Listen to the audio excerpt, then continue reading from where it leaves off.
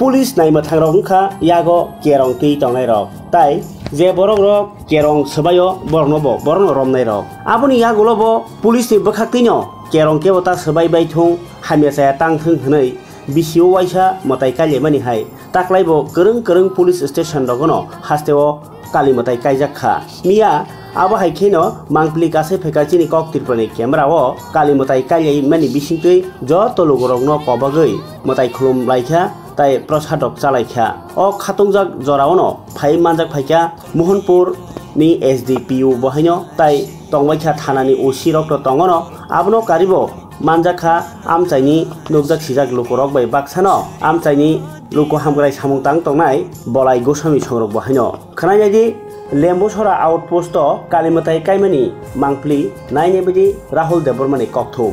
এখন আমরা মানুষ ধর্মের বিশ্বাস করি আর মা কালীকে কিন্তু সব ধর্মের মানুষই বিশ্বাস করে। মা শক্তির উৎস, তার পূজার মাধ্যমে আমরা মনে করি আমরা নিজেদেরকে শক্তিশালী আমরা করে তোলার জন্য আমরা পূজা করি। তো আজকে এখানে লেম্বুছড়া আউটপোস্টে নতুন করে কালী মন্দির স্থাপিত হয়েছে। তো এটা শুধু এখানেই নয়, আমরা লক্ষ্য করেছি বিভিন্ন আউটপোস্ট বলেন, TSR ক্যাম্প বলেন, যারা আরক্ষা বিভাগে চাকরি করেন বা আরক্ষা দপ্তরের মধ্যে যুক্ত থাকেন, তারা সকলেই আমাদের এই সনাতনী ধর্মের পথকে অবলম্বন করে সমস্ত মানুষকে একত্রিত করে এই শক্তির আরাধনা করেন। তো আজকে এখানে লেম্বুছড়া আউটপোস্টে যদিও তারা টেম্পোরারি, এখন ওদেরকে পার্মানেন্টলি এখানে করা হয়নি, তো তারা এই বিশ্বাসকে রেখে, মার প্রতি বিশ্বাস রেখে তারা এখানে একটা মন্দির স্থাপিত করেছে। এটা খুব ভালো শুভ দিক। এবং এই অঞ্চলে এই ধরনের মন্দির বা প্রতিদিন পূজিত হওয়ার মতো যে মন্দির, সেটারও একটু অভাব আছে। তো এখানে এটা এই যে সব কিছু জিনিস উপলব্ধি করেই তারা এটা আজকে উদ্বোধন করলেন। খুব ভালো, খুব এইটা আমি মনে করি খুব শুভ দিক। দেখুন, এই এলাকা জাতীয় উপজাতির মিশ্রিত এলাকা। এই এলাকার মানুষ খুবই শান্ত। এই এলাকার মানুষ উন্নয়নকামী। এলাকার মানুষ চাই উন্নয়ন, দালান পাকার উন্নয়ন নয়। অনেকেই এই এলাকাকে দালান পাকায় পরিণত করে এটা উন্নয়ন বলে চিহ্নিত করেছে। আমরা এই ধরনের উন্নয়ন আমরা চাই না। আমরা চাই মানুষের প্রত্যেকের ঘরে রোজগার চাই, তাদের চলাফেরার জন্য ভালো ব্যবস্থা চাই, তাদের ঘরে পানীয় জল চাই, তাদের ঘরে মা বোনদের যেন কষ্ট না হয়, আমরা রান্নার গ্যাস চাই।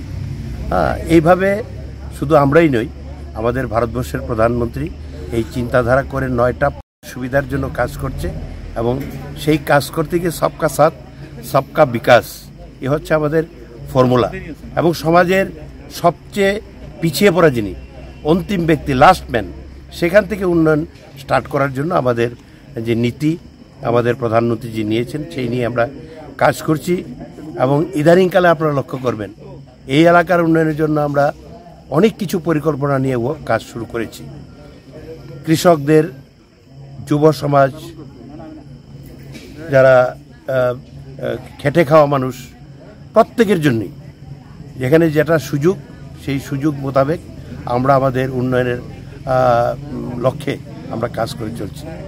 এবং আমরা এখনই আমি বলছি না, ট্যুরিস্ট হাব, লেম্বুছড়া একটা ট্যুরিস্ট হাব হওয়ার সম্ভাবনা আমার দৃষ্টিভঙ্গিতে আছে। আমরা চেষ্টা করছি এবং অলরেডি আমরা প্রথম পর্যায়ে আমরা ভিজিট করেছি, আমাদের এস্টিমেট চলছে। আমরা আরও দেখছি এই লেম্বুছড়াকে কিভাবে ট্যুরিস্ট হাব করা যায়। এটা বহু বছর আগে একটা পরিকল্পনা ছিল, যার জন্য এখানে আপনারা এখনও দেখবেন এক যা ট্যুরিস্ট প্লেস আছে।